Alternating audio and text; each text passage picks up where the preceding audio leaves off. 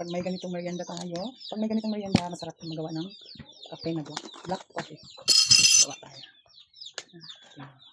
Meron akong coffee maker na black coffee. Ito lang yung aking black coffee.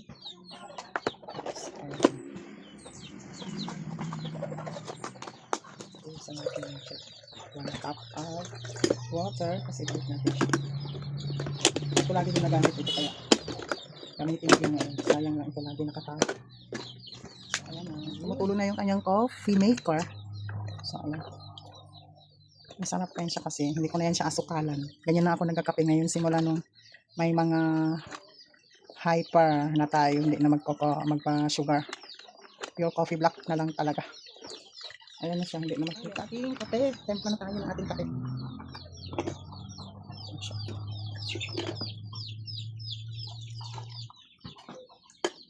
Kasya lang sa isang baso.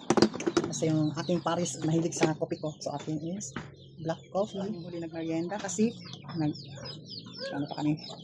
nag-novena ng Station of the Cross. Second novena na kami yung Friday. So ito lang ang aking kakainin. Second meal. Ang first meal ko, kamunting kahoy na with black coffee. Tapos, ito na yung second meal ko. Wala muna tayong rice. Merienda.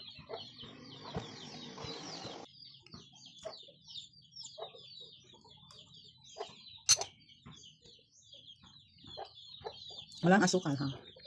Black coffee lang. Ito lang yung nagpapahala ng tamis. Pait na masarap.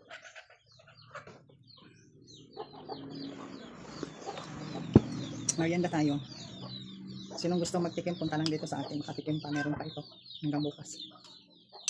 Masarap. Ube mampay with cheese. Hindi naman siguro nakakasama pag paminsan lang, tsaka wala naman carbs. Paano siya, ube na may gata, na may cheese. Thank you. Kain tayo.